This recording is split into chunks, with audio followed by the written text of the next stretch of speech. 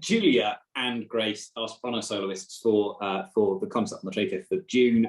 Welcome. For anyone who's wondering about the background for Grace, Grace is at Quick Fit because her car just broke down. So has very kindly joined us. We might lose her at some point. But anyway, so let's try it. Let's try and make some progress. You two know each other quite well, I think. Yes, we do. I think it's, yes, I was thinking about it earlier. I think we've been singing together for 20 years now, Grace. Yep, that's probably true. That's a long time. Yeah, it's a bit scary to be able to say that. But I still love singing with you. I love it more and more. I think we probably met singing back with Tenor and 16 and Polyphony and things 20 years ago, and sang in the choruses together and spent a lot of time together on tour, didn't we? A lot of giggles, a lot of lovely music making. And bus journeys and silliness and wine. And then we both sort of started doing more solo work over the last 10 years and slightly drifted, but we don't see each other very often. So it's a real treat when we do, isn't it?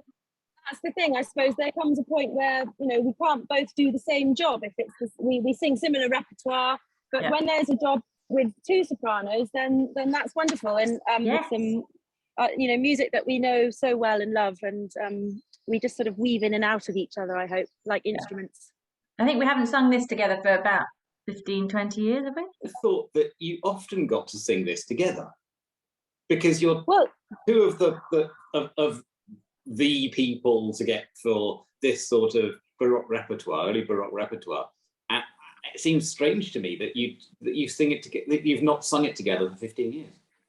I know, that's a good point, actually. I'm sad that we haven't recorded it together because it's something that in my time in the 16 we did so many times, and it just became a sort of standard bit of repertoire, really. It's going to be great, and it's a nice building to do it in. It's a tenor show, really, isn't it? So it's the tenors that you want to sort of scatter around in those little corners and have them echoing each other. Which one of Nick and Hugo would you prefer to hide? Oh, neither. No, wouldn't want to hide either of them. They're both amazing. They're two of the best tenors around, I think. I thought they're such a great team. My goodness, it's going to be amazing.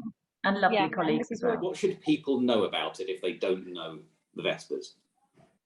Well, it's epic. I mean, it's the most epic piece. It's the grandest thing ever, really, isn't it? And it starts off and it's as if you're just about to set off on this marathon. I always feel there's lots of imitation going on in all the parts and things, and the instruments are sort of often doubled, so it'll be wonderful doing this with the specialists, His Majesty sackbuts, because they also, that's their absolute repertoire, so it would be wonderful to have them accompanying us, because they'll know where we're going to breathe and how we're going to phrase things, and that's going to really aid our input, I think.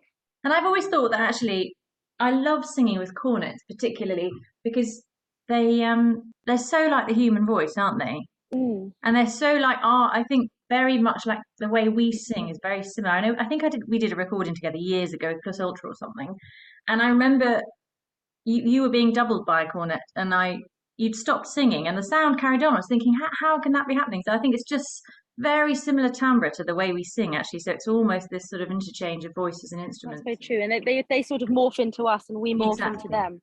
I think they take on the vowels that we sing to some extent, don't they? So it's quite, I love singing with them too. It's a great compliment. And are there particular vocal techniques that you use in this period of music that you wouldn't use in later Baroque even? Yeah, there's the sort of tremolos that you do in the Monteverdi, which seems to be so specific to Monteverdi, doesn't it? Those kind of bleaty. I don't know what's it called. It's the trillo, isn't it? Is it a trillo? Yeah, the trillo. Yeah, and it's that crops up quite a bit. So there are definite ornaments that I use in the Monteverdi that I wouldn't use in Bach or Purcell. Yeah, and I don't know about you, but I'm finding them harder and harder as I get older. And I find the semiquavers and things, and the trillo and everything like that much harder. I think my teacher said that as you get older, you sort of have a certain frequency of vibration in your voice, and as you get older, it slows down. So your vibrato slows down, and your semiquavers slow down. And mine that sounds terrible. I know, it's a bit depressing, but it's much harder work. We used to be able to do it in our sleep, but just really looking forward to it. Can't wait for the concert. Come along, it's fantastic music, amazing team, and hope to see you there. Can't wait to see you all. So thanks very much indeed. Good luck, Gracie. Thank you.